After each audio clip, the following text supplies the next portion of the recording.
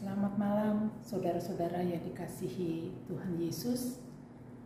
Pada malam hari ini kita akan sama-sama membaca dan merenungkan firman Tuhan yang akan kita baca dari kitab Ulangan 20 ayat 20. Sebelum kita membaca firman Tuhan, mari kita satu hati dalam doa untuk memohon pertolongan dari Roh Kudus. Kita berdoa. Bapa dalam surga, terima kasih Bapa untuk setiap kasih sayang Tuhan yang boleh kami terima setiap hari dalam kehidupan kami. Juga pada malam hari ini Kau memberi kami kesempatan untuk beribadah, mendengarkan firman-Mu walaupun melalui media online ini.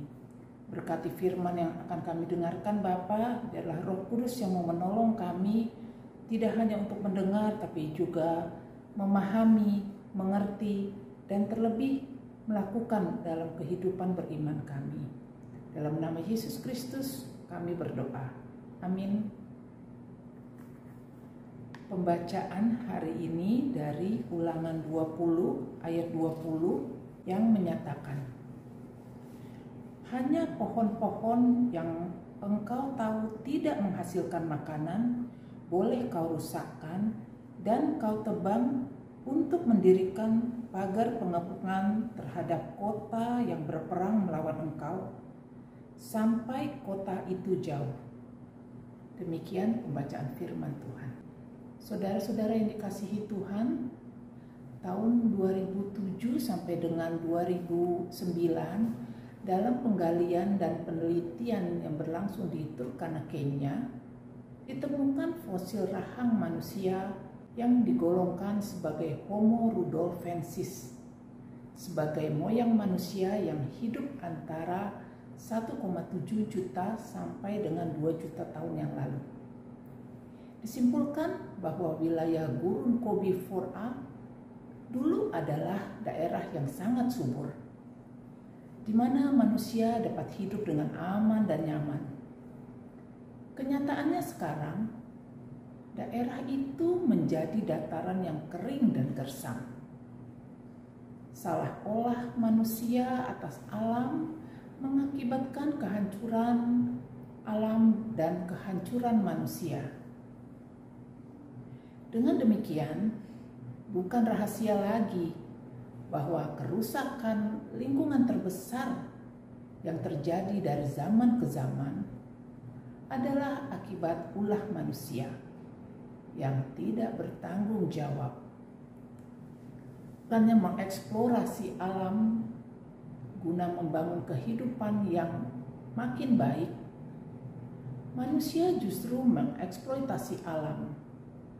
Dan hal itu dilakukan secara besar-besaran, sehingga kehidupan bumi menjadi terganggu. Tidak heran jika terjadi ketidakseimbangan atas alam. Hutan yang kaya dengan beraneka ragam jenis pepohonan dihabiskan untuk memenuhi kebutuhan manusia. Penggundulan hutan dilakukan dengan sangat cepat, sementara penanaman kembali terjadi sangat lambat. Bahkan banyak tanah yang dibiarkan menjadi hamparan kering kerontang.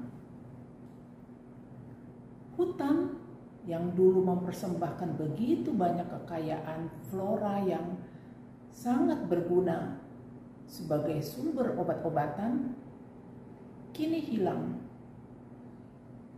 Dan keadaan itu sangat mengancam kehidupan manusia di masa depan. Jeritan dan tangisan alam baru terbaca oleh manusia ketika berhadapan dengan bencana. Manusia sendiri yang harus menelan kerugian dan penderitaan, bahkan kematian. Sebab akibat-akibat yang nyata dalam bencana, baik itu bencana banjir, banjir bandang, tanah longsor, hingga pemanasan global yang merubah proses pergantian musim. Ribuan nyawa harus melayang dan semua kerja keras manusia hilang dalam semalam. Firman Tuhan yang datang kepada kita malam hari ini mengatakan perihal peringatan yang Tuhan sampaikan kepada bangsa Israel menyangkut pepohonan yang ada di sekeliling mereka saat mereka menghadapi perang. Sekalipun mereka membutuhkan kayu untuk mendirikan kubu-kubu pertahanan melawan musuh, tapi Tuhan tidak mengizinkan mereka melakukan penebangan terhadap pepohonan.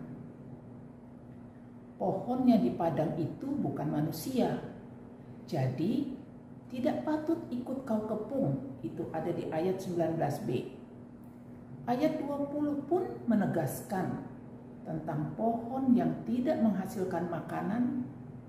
Hanya itulah yang Tuhan izinkan untuk mereka gunakan sebagai bahan membangun pagar pertahanan. Jadi sangat jelas bagi kita bahwa Tuhan mengizinkan pepohonan digunakan oleh manusia, tapi pepohonan yang tidak menghasilkan, yang tidak berfungsi lagi. Pepohonan boleh digunakan, tapi dalam batasan-batasan sebagaimana kata tidak menghasilkan. Jadi kalau mau buat pagar, buatlah dari pohon yang sudah mati. Dan kalau butuh kayu bakar untuk aktivitas memasak, pakailah kayu yang sudah kering. Jadi kalau pohon itu sudah mati, maka batang-batangnya masih bisa dipakai.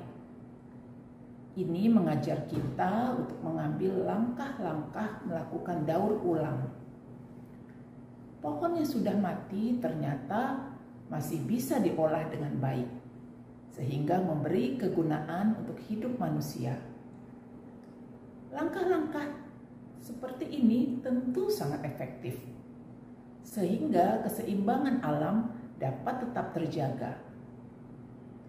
Di satu sisi, aktivitas dan kreativitas manusia tetap dapat dijalankan. Di sisi lain, produktivitas pohon dapat terus berlangsung dengan baik. Israel diingatkan bahwa mereka adalah penjaga alam. Di tangan mereka ada tanggung jawab besar atas lingkungan di sekitarnya.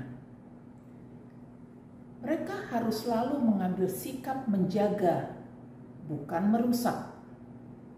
Mereka harus selalu bertindak memelihara dan bukan menghancurkan.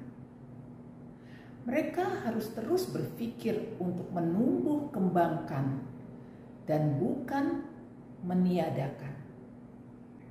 Firman Tuhan ini mengingatkan kita yang hidup di zaman ini untuk menaruh perhatian terhadap alam dan lingkungan di sekitar kita. Alam itu adalah pemberian Tuhan bagi kita. Pemberian itu akan memberi manfaat yang sangat besar bagi kita jika kita tahu bagaimana kita harus bersikap terhadap sebuah pemberian. Kita tidak akan mendapat manfaat apa-apa jika kita tidak menggunakan pemberian Tuhan itu dengan baik. Sebaliknya, kita juga yang akan menuai kerugian.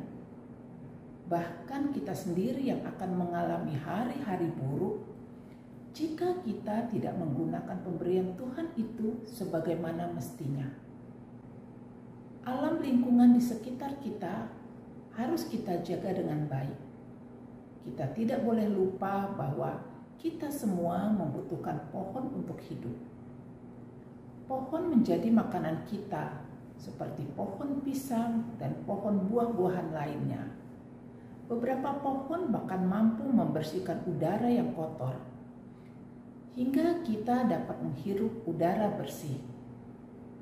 Pohon melindungi kita dari sengatan matahari hingga memberi keteduhan. Hidup kita menjadi semakin baik dengan adanya pohon. Dan hidup pohon juga akan berlangsung baik pula jika kita mau belajar untuk hidup berdampingan dalam keselarasan dengan alam.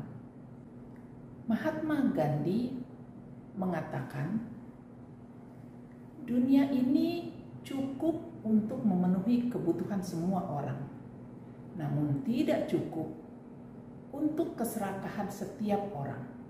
Dengan menyerap pada Tuhan Yesus sebagai pohon kehidupan, maka kita akan dimampukannya melahirkan sikap dan tindakan yang memberkati alam, sebagaimana alam memberkati hidup kita. Tuhan Yesus memberkati kita. Amin.